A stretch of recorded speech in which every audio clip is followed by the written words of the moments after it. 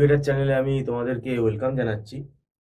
তোমরা যারা মানে ম্যাকআউট ইউনিভার্সিটিতে বিটেক পড়ছো, মানে ম্যাকআউট ইউনিভার্সিটির আন্ডারে তোমরা পড়ছো, যারা কম্পিউটার সায়েন্স যদি তোমরা ব্রাঞ্চ হও, বা ইনফরমেশন টেকনোলজি ব্রাঞ্চও হতে পারো, আবার তোমরা এআইএমএল বলে তোমাদের একটা ব্রাঞ্চ আছে, সেই ব্রাঞ্চের স্টুডেন্টও তোমরা হতে পারো।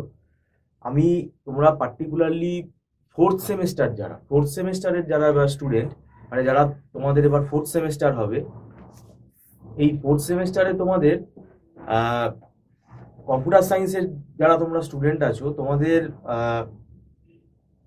Design and analysis of algorithm, formal language and automata theory, এই দুটো পেপার রয়েছে। তার সঙ্গে তোমাদের রয়েছে ডিসক্রিট ম্যাথামেটিক্স, আর একটা রয়েছে অ্যাডভান্স কম্পিউটার আর্কিটেকচার, মানে কম্পিউটার আর্কিটেকচারেরই একটা অ্যাডভান্স পার্ট রয়েছে। তো এখন এই যে অ্যাডভান্স কম্পিউটার আর্কিটেকচার যেটা আছে, সেটা যারা তোমরা থার্ড সেমেস্টারে কম্পিউটার আর্কিটেকচার খুব ইন ডিটেলে পড়েছো, সেটার কিছুটা সিমিলারিটি আছে, সেটা তোমরা কোপ আপ করতে পারবে, মানে সেটা তোমরা কভার আপ করতে পারবে। এবার বাকি যে তিনটে সাবজেক্টের নাম বললাম, design and analysis of algorithm, formal language and automata theory, আর ডিসক্রিট ম্যাথামেটিক্স, এই তিনটে সাবজেক্ট ভাই কিন্তু সিলেবাস যথেষ্ট বড়। সব থেকে ইম্পর্টেন্ট বিষয় হলো এই সাবজেক্ট তিনটে কিন্তু মুখস্থ করে লিখে আসা যায় না। অনেকের ধ্যান ধারণা থাকে, আমি সব স্টুডেন্টকে বলছি না, তারা কি হয় মানে ওই একটা সাজেশনের ভরসায় থাকে। আমি প্রথমেই বলে দিচ্ছি, আমাদের ইনস্টিটিউট কোনো সাজেশন প্রোভাইড করে না কিন্তু এখানে। কারণ সাজেশনটা কি হবে, হ্যাঁ, কোন কোন কোয়েশ্চেনগুলো ইম্পর্টেন্ট, কোন কোন কোয়েশ্চেনগুলো তোমরা ভালো করে প্র্যাকটিস করবে, পরীক্ষার আগে কোন কোয়েশ্চেনগুলো লাস্ট মিনিট একবার তোমাদের রিভাইজ করে নেওয়া উচিত, সেগুলো কিন্তু করা যেতেই পারে। কিন্তু সাজেশন ওইভাবে দেওয়াটা খুব মুশকিল, এই কোয়েশ্চেনটা করাটাও একটা বোকামি বলে আমি মনে করি। আর একটা ব্যাপার হচ্ছে, এখন ম্যাকআউট ইউনিভার্সিটির যে কোয়েশ্চেন প্যাটার্ন, এটা পুরো নিউ কোয়েশ্চেন প্যাটার্ন। প্রথম তোমার যে গ্রুপ এটা থাকে, সেখানে 10টা কোয়েশ্চেন তোমাকে অ্যাটেন্ড করতে হয়, 1 নম্বরের থাকে, কোনো এমসিকিউ নেই, তোমাকে লিখতে হবে। এক্সপ্লেনেশনটা ঠিক না হলেই ব্যাস কেটে দেবে। এমসিকিউতে কি ছিল, তুমি একটা টিক মেরে দিলে ব্যাস হয়ে গেল, কারেক্ট হলো তো হলো, না কারেক্ট হলো তো গেল। কিন্তু এখানে যেহেতু তোমাকে এক্সপ্লেন করে লিখতে হবে, তাই এখানে কিন্তু মানে উল্টো পাল্টা লিখে আসলে হবে না, মানে 1 নম্বরটাও তাহলে খোয়া যাবে।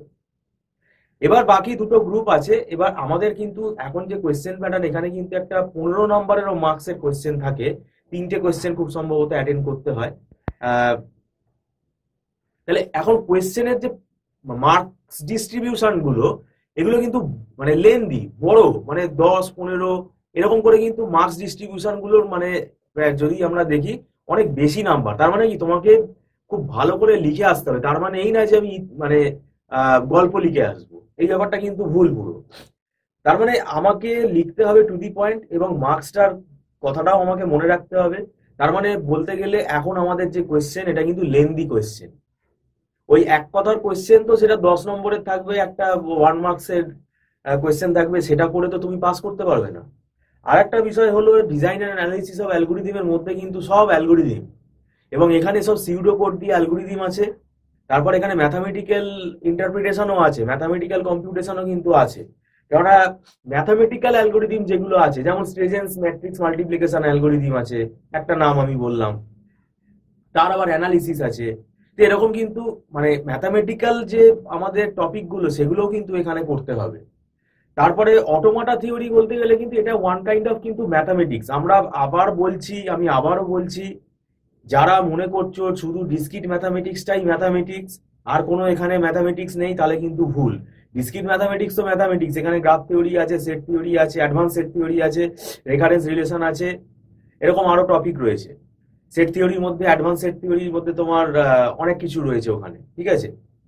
এখন ব্যাপারটা হচ্ছে, অটোমাটা থিওরিটা লোকে ভাবে ও ঠিক আছে, আমি থিওরি পড়ে চলে যাবো, থিওরি কিচ্ছু বুঝতে পারবে না। এই অটোমাটা কিন্তু মোস্ট ডিফিকাল্ট একটা সাবজেক্ট, এবং আহ, এই সাবজেক্টটার ভেতর কিন্তু সব ম্যাথামেটিক্যাল ক্যালকুলেশন, সব থিওরেম আছে, থিওরেম প্রুভিং আছে, অনেক রকমের কিন্তু ম্যাথামেটিক্যাল ক্যালকুলেশন আছে, পুশ ডাউন অটোমাটা আছে, টিউরিং মেশিন আছে, রেগুলার এক্সপ্রেশন আছে, ফর্মাল ল্যাঙ্গুয়েজ আছে।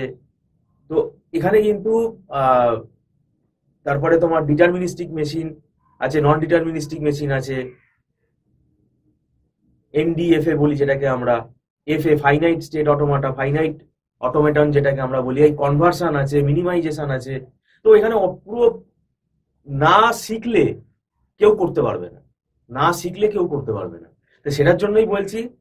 এবারে একটা জিনিস আমরা বলছি, দেখো এর আগেও আমরা ভিডিওতে আলোচনা করেছি, অন্যান্য ভিডিওতে, যে স্টুডেন্টের পক্ষে কিন্তু এই সিলেবাসটা কমপ্লিট করা খুব ডিফিকাল্ট যদি জুন মাসে পরীক্ষা হয়। কারণ ইভেন্ট সেমেস্টার দেখো জুন মাসে নিতেই হবে। আমরা জানি না, নোটিশ হয়তো দেবে ইউনিভার্সিটি, কিন্তু খুব বেশি তো পেছাতে পারবে না। কেন, কতটা পেছাবে? জুলাই মাসে তো নিয়ে যাবে বলে তো আমাদের মনে হয় না। তো যদি আমরা ধরে নিই এই ইভেন্ট সেমেস্টারের পরীক্ষা মানে ফোর্থ সেমেস্টারের পরীক্ষা যদি আমাদের জুন মাসে হয়, তাহলে কিন্তু হাতে কিন্তু সময় বেশি নেই, মানে ধরতে গেলে 3 মাস মতো টাইম আছে। এবার এই 3 মাসের মধ্যে এই সিলেবাস কমপ্লিট করা অসম্ভব, এটা আমি বলেই দিচ্ছি। কেননা তাড়াহুড়ো করে তো এখানে পড়ে লাভ নেই, যে পড়াচ্ছে সেও তারও অসুবিধা হবে, আর যে স্টুডেন্ট রয়েছে তারও অসুবিধা হবে। এবার সবার মেরিট এখানে সমান না, তো সেক্ষেত্রে এখানে কিন্তু একটা সমস্যার সম্মুখীন হতে হবে। তো যাই হোক, আমি তোমাদেরকে বলছি আমাদের অনলাইন প্ল্যাটফর্মে ক্লাস হয়। তোমরা যদি রিমোট এরিয়াতে থাকো তোমরা জয়েন করতে পারো, এবং আমাদের মান্থলি ফিস সিস্টেমে ক্লাস হয়। এবং আগে থেকে পড়লে কি হবে, আমাদের এখানে তো দীর্ঘদিন ধরে আমরা ম্যাকারো ইউনিভার্সিটির এই বিটেক পড়াচ্ছি, তো আমাদের একটা ফরম্যাট করা আছে, আমাদের বিভিন্ন রেডি নোটস আছে। একটা বই ফলো করে তো তুমি পাবেন, অটোমাটার কিন্তু 2-3টে বই ফলো করে আমরা পড়াই। তার যে মানে কি বলবো মেটেরিয়ালসটা, সেটা আমরা আমাদের তৈরি করা আছে, আমাদের হ্যান্ড রিটেন নোটস আছে, তো যাতে স্টুডেন্টের বুঝতে সুবিধা হয়। কারণ বইয়ের তুমি একটা থিওরেম পড়ে কিছু বুঝতে পারবে না। তো যাই হোক, এটা আমি বলে রাখলাম। যারা ব্যক্তিগতভাবে মনে করছো না আমার একটা টিউশন গাইডেন্স দরকার, সেক্ষেত্রে তোমরা যোগাযোগ করতে পারো। আর আহ, আমাদের এখানে তো বলেই দিলাম যে অনলাইন প্ল্যাটফর্মে ক্লাস হয়। আর যদি তোমরা যোগাযোগ করতে চাও, স্ক্রলে ফোন নাম্বার আছে, যোগাযোগ করতে পারো। ভিডিওটা সম্পূর্ণ দেখার জন্য থ্যাংক ইউ সো মাচ।